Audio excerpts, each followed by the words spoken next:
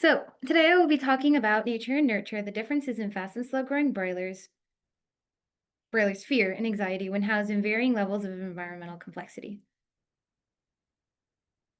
So, first, starting off with the five domains framework, which has been our topic for the day, I will be focusing on a slightly different domain, the mental domain. This is different because the other domains are physical or functional domains that all sort of feed into the mental domain.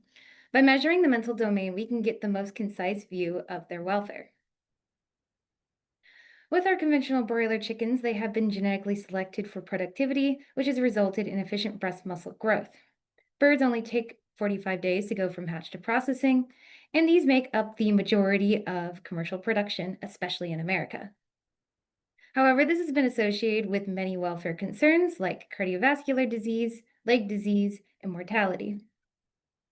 In America alone, 9.5 billion broilers were processed in 2024, and this means there is a large concern that many lives and animal welfare lives could be impacted by looking at these broiler chickens. So one solution to fixing these welfare concerns in our conventional broiler chickens is to use slow-growing broilers. These broilers had a much more relaxed genetic selection, but these birds make up a very small portion of current commercial production. When it comes to welfare, our fast-growing broilers show substantially worse welfare than our slow-growing broilers. They have higher contact dermatitis, which are necrotic lesions on the skin, higher levels of lameness, higher levels of mortality, and higher levels of inactivity compared to our slow-growing broilers. However, when it comes to their affective state or their mental state, this is a little less clear. There has been inconsistent results for fear, and anxiety has not been assessed between fast and slow-growing broilers. Another alternative to solving these welfare concerns in conventional broilers is to use complex environments. Broilers are typically raised in very barren environments that contain litter, feeders, drinkers, and not much else. This barren environment has been associated with higher anxiety and higher stress.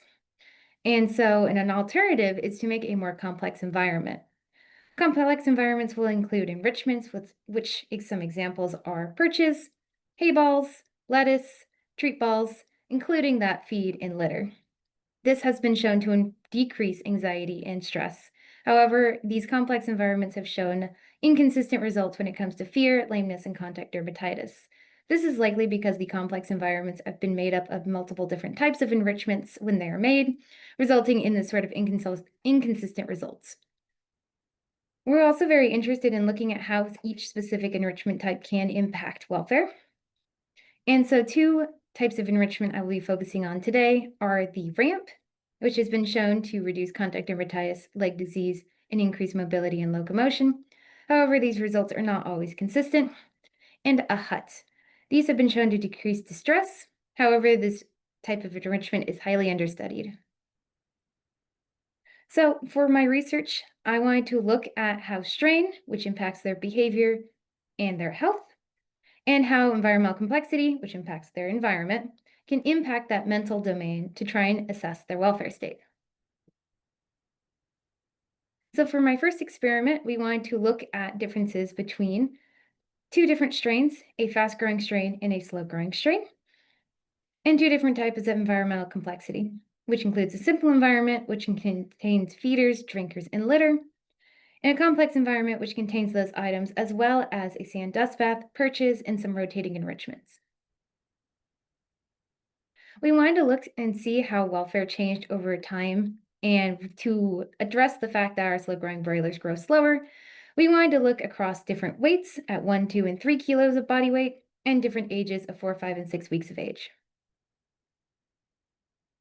To assess anxiety, we use the attention bias test. The attention bias is the tendency to pay attention to a negative stimulus while ignoring others. To do this, in our broilers, we have a bird and we simultaneously present a positive and negative stimulus. In this case, our negative stimulus was an alarm call and our positive stimulus was feed and mealworms. Then the broiler turns their attention to the negative stimulus, and then over time, they will change it to the positive stimulus once they are less anxious. The longer they spend in being anxious is the longer they will keep their attention on the negative stimulus. To measure this attention, we look at a few things, including eating behavior. Did the bird begin feeding during the test? And vigilance behavior. How long was the bird showing vigilance behaviors during the test? And this can give us insight into their anxiety. For our study specifically, we tested birds in groups of 3 in order to avoid social isolation stress. So for our results on the y-axis here, we can see the probability of if the bird began feeding during the test or not. On the left side, we'll see the results for the birds raised in a complex environment, while on the right side, we see for the birds in the simple environment. On our x-axis, we will see the weight of the birds, and the red line will represent our fast-growing broilers, and the blue line our slow-growing broilers. So we found some differences between strains, with our fast-growing broilers being less likely to begin feeding during the test. And we also found some differences across weights and across the weight and complexity interaction. In our complex environments, we found that our 1 kilo birds were more likely to begin feeding than our 2 and 3 kilo birds. And for our simple environment, this remained relatively stable. So overall, that means our slow-growing broilers showed less anxiety, and anxiety increased as birds gained weight, especially in complex environments. Next, our graph is similarly set up here, except on our y-axis, we will have the probability of high vigilance if the bird had spent more than 80% of the time being vigilant during the test. Here you could see that we had some differences across weight, where the likelihood they showed high vigilance increased as they gained weight. And they also had some differences between complexity and complexity strain interaction. In our simple environment, our fast-growing broilers, that red line, were much more likely to be highly vigilant compared to our fast-growing broilers in our complex environment. This is a little difficult to see on this graph, so I will overlay them for you. Just go ahead and pay attention to the simple environment red line and see how that differs from the red line for the fast-growing broilers in the complex environment. As you can see, our slow-growing broilers showed relatively similar rates of increasing the high vigilance in the simpler complex environment, while our fast-growing broilers in the simple environment were consistently more highly vigilant. So overall, this means our anxiety increased with weight gain, and that fast-growing broilers showed more anxiety, especially when they're in those simple environments. Next, we wanted to look at fear, and we used the tonic immobility test. Tonic immobility is a play dead state as a sort of last result when attacked by a predator. To induce this in our broilers, we will put the bird on their back in a cradle, cover their vision, and put a gentle pressure on their sternum for about 15 seconds. After that, that should induce a state of tonic immobility, which you could see in the picture here. We look at the duration of how long this state lasts in order to tell their fearfulness.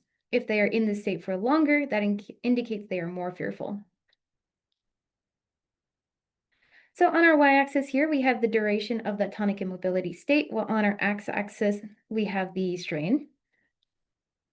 And at all ages, our fast-growing broilers were more fearful than our slow-growing broilers. Looking across weight, we found that heavier birds showed more fear than our lighter birds. Specifically, our 3 kilo birds had a much longer tonic immobility duration than our 1 kilo birds. When it comes to environmental complexity, this did not have an impact on their fearfulness. So overall, fast-growing broilers showed more fear at the same age, and both strains increased in fear with weight gain. So overall, our fast-growing broilers were more anxious than our slow-growing broilers. This may be due to them having different body conformation. Fast-growing broilers have been selected for high breast meat yield, which results in them being heavier in the front, which may make it more difficult for them to walk. Additionally, they also experience higher rates of lameness, which also increases their difficulty in walking. This may have resulted in them being less capable of fleeing, which may have caused them to be more anxious in a situation where they believe a predator is nearby. For our slow-growing broilers, they showed less fear at equal weights, but both strains increased fear with weight gain. This may indicate that fear is more strongly connected to body weight rather than strain, as our fast-growing broilers were always heavier at those age points. This may mean that losing the ability by gaining weight and increasing in lameness, which happens to both our fast and slow-growing broilers as they gain weight, may be the cause of that fearfulness rather than something more genetic. For environmental complexities, we found that broilers from a complex environment were less anxious at lighter weights. And so a complex environment likely slowed the onset of anxiety, but welfare still declined, especially in our fast-growing broilers. We found no impact on fear for the environmental complexity, and this may be because that the benefits of a complex environment may not have been reflected within a fear test. However, they may still have some benefits that are not being impacted by a measure of a negative state like fear. Next, we wanted to expand on looking at how anxiety differed between different genetic strains on top of their growth rate. So for this experiment, we had 3 fast-growing broilers and 3 slow-growing broilers. Additionally, we also wanted to look at how specific enrichments impacted their welfare, so they either were raised with a hut or a ramp.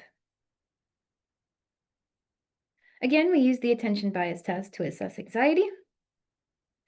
And for our results, looking at the number of birds that began to feed, we have that on our y-axis, and on our x-axis, we have our strains with our fastest growing broilers on the left and our slowest growing broilers on the right.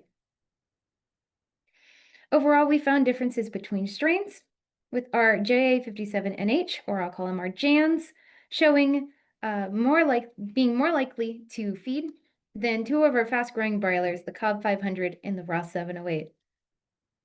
Our red bro M's also show a similar trend that they tended to feed more often than the Cobb 500 and Ross 708s. We didn't find any differences in likelihood to feed between birds raised with ramps or huts.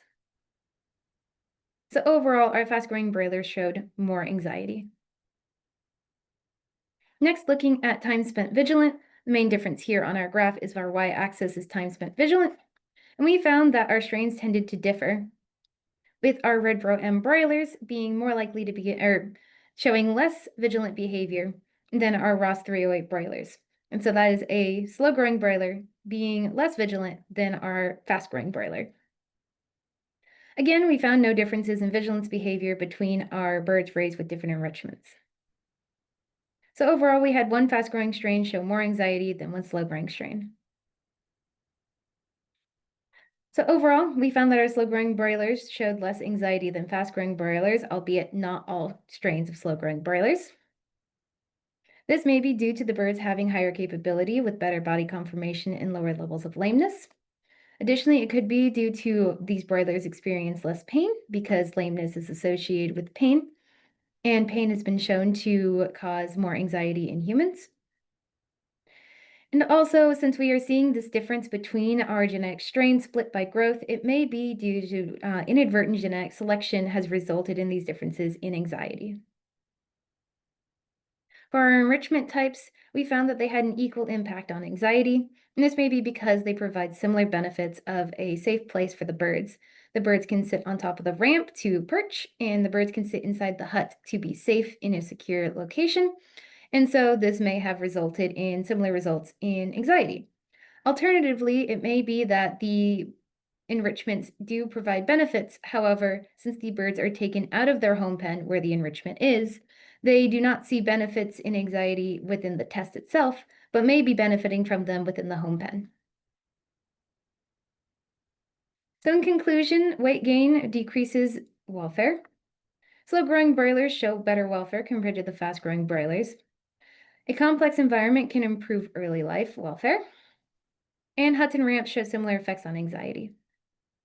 To improve welfare, producers could process at lighter weights, use slower growing genetics, create complex environments, and use either a hut or ramp.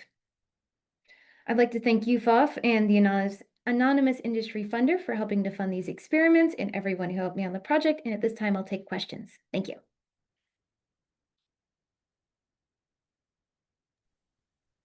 Thank you so much, Ali, for that talk. We have a couple of questions for you. With the tonic immobility test, how much do you think being heavier was a result of higher anxiety or the fact that it was just more difficult to write themselves? Yes, that's a great question. When we do the tonic immobility test, the test ends when the bird does any sort of motion to right themselves. So that usually shows up in them moving their main body to the sides. And while our fast-growing broilers, especially when they're heavier due to their body conformation and their weight, did struggle to right themselves on their own, at any sort of attempt, the test was ended and the birds were righted manually by the observer.